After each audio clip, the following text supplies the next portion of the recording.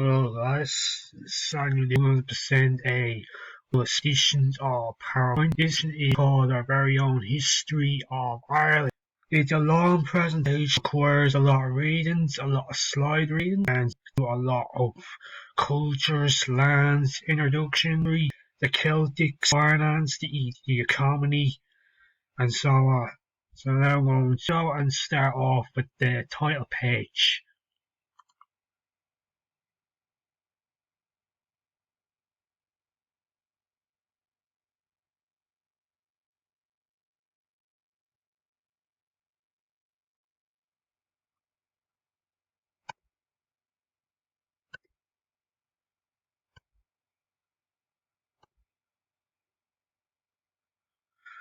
So this is the title page.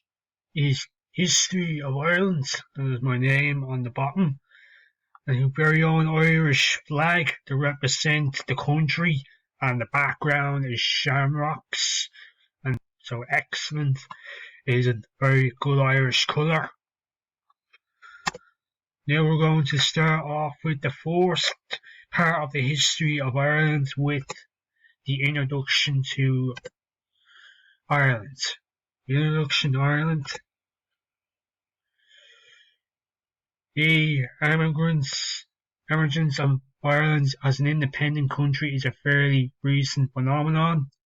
Until the 17th century, political power was widely shared among a rather loosely constructed network of small eardrums and often shifting alliances.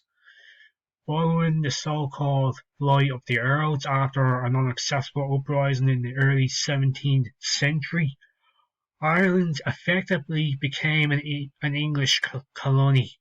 It was formally incorporated in the United Kingdom in 1801. In 1937, the Southern state passed a new constitution that offered a more robust expression of sovereignty, and in 1949 it formally left the Commonwealth as the Republic of Ireland. So that is the introduction of what happened in Ireland in the recent early years. This is now I'm going to be explaining all about the history land in Ireland. Ireland's capital is Dublin. The city of capital is Dublin, an affluent city whose metropolitan area is home to more than 1/4 of the country's total population. The city's old dockside neighbourhoods has given way to new residential and commercial development. Cork, Ireland's second largest city, is a handsome cultural city and port in the southwest. Other principal centres include Waterford, Wexford and Drogheda on the east coast, Sligo in the northwest, and Limerick and Galway in the west. The famed River Shannon, for example, rises near Sligo Bay and flows sluggish southwestward for some 160 miles, some 260 kilometres, reaching tidewater level at Limerick and draining a wide area of the central lowland on its way. That's what the land in Ireland is all about, and was all happened in the past. This next slide now tells us all about the people that are in Ireland. Although Ireland was invaded and colonised within historical times by Celts, the Norsemen, the Normans, the English and Scots, there are no corresponding ethnic distinctions. Ireland has always been known as a welcoming place, and diversity is not a phenomenon new to the country. The Constitution provides that Irish be the fourth official language, and second is the English language. And all official documents are published in both Irish and English. The modern Irish language, which is very similar to the Scottish Gaelic, was widely spoken of to the time of the Irish potato famine of the 1840s and the subsequent immigrations. Conversely, Irish and skills has come under criticism from the business sector, which would prefer to see students develop more diverse language skills.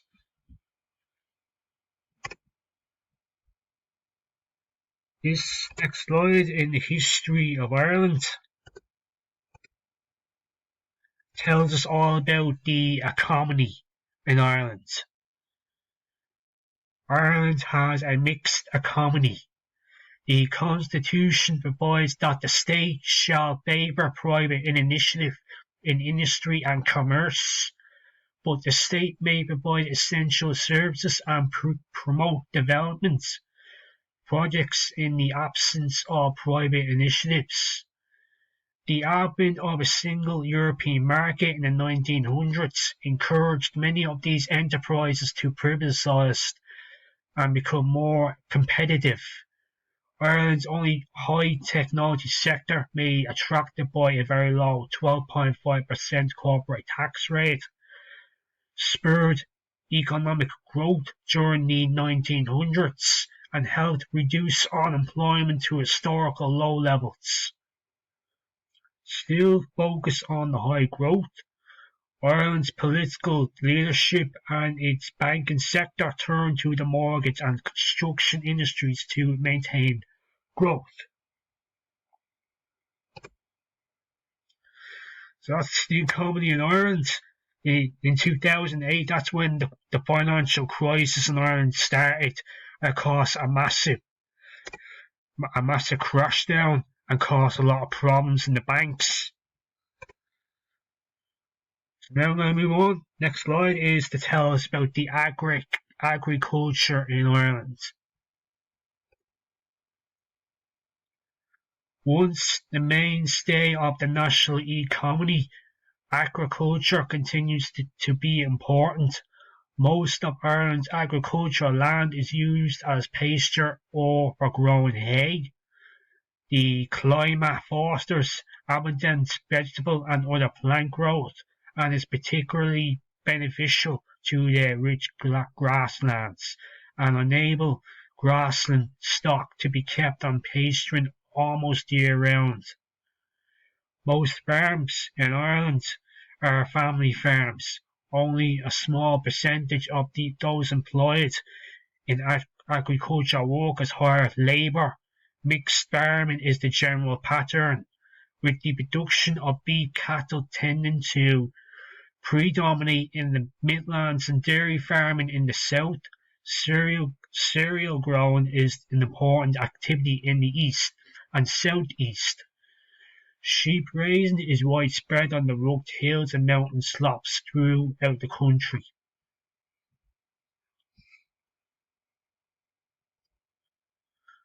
That's the agriculture in Ireland, what was in the past, and it still runs very successfully. This now goes to the manufacturing in Ireland.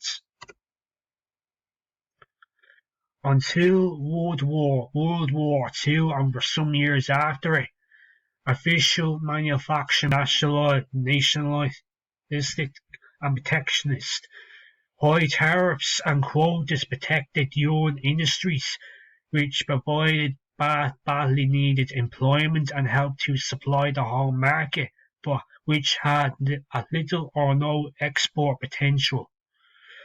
By the late 20th century, a larger proportion of the labour force was employed in manufacturing than in agriculture, and the industrial sector accounted for most of Ireland's total export earnings. A competitive economy became all the more desirable way in view of the governmental obligation to demoralize protective tariffs in accordance with the Single European Market and the World Trade Organization. And since the 1970s, computer and software equipment and international financial and other services have become important economic sectors.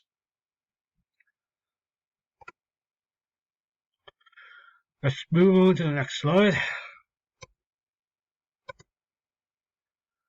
This is now tell us about the current and past finance that runs in Ireland. The Central Bank of Ireland, established in 1942, is the national monetary authority. Its responsibilities include licensing and overseeing the country's financial institutions and supervising the Irish Stock Exchange. The Irish Stock Exchange, located in central Dublin, is one of the oldest in the world, having traded continuously since 1793. The collapse of the Irish economy in late 2008 created economic chaos in the country. Initially, the government believed that failing banks will attract investment after a pledge to guarantee all deposits in those banks. Instead, the government's promise left the Irish people liable for losses of staggering proportions for such a small country. Yeah, so there's a lot of financial issues when the crash happened in economics in 2008 in Ireland. It was very chaotic. So now the next slide is to tell us about the transportation in Ireland. As a result of its scattered rural population, Ireland has a large road system. Most local roads are well serviced, and continuous progress has been made towards bringing the arterial roads up to the best modern standards. Ireland has benefited from funds research from the EU, which is the European Union, to improve and develop its transportation infrastructure. The Irish transport system has financial control over three omnibus operating companies: Irish Rail, Irish Dublin Bus, which is the Bus Áta Cliath, and Irish Bus, which is the Bus Éireann. Dublin also has introduced the Luas, which is still runs in the present, and nowadays most people can use their public social service card or just pay money by their tickets. It is a light rail tram system that serves vital part of the city centre in Dublin. There are rail services between the principal cities and towns, but many branch lines have become uneconomic and have been replaced by road services for passenger and goods. Transportation in Ireland. This slide represents the government and society in Ireland. The Irish Republic is a parliamentary democracy. Its constitution was promulgated in 1937 and can be amended through a referendum. The country's head of state, the president, is elected directly by the term of 7 years and is eligible for re-election for a second term. The local government system comprises 5 county borough corporations, 5 borough corporations in the major cities, and 29 county councils, as well as numerous urban district councils and boards or town commissioners. Each of these is elected at regular intervals by universal adult suffrage. Of the 29 county councils, only 24 represent whole counties. Last bullet point is important policy decisions. For example, all local taxes, borrowing, and the making are made by the elected councils. So I'm going to stop right here, and I'll continue on the presentation in the next slide in the next video. Thank you all for watching. It is great so far. I enjoy learning and presenting the history of Ireland with all of you. It's great information so far about what happened in the past. So I'm going to stop right here, and I'm going to say thank you all for watching. So have a good day and see you all very soon. Adios.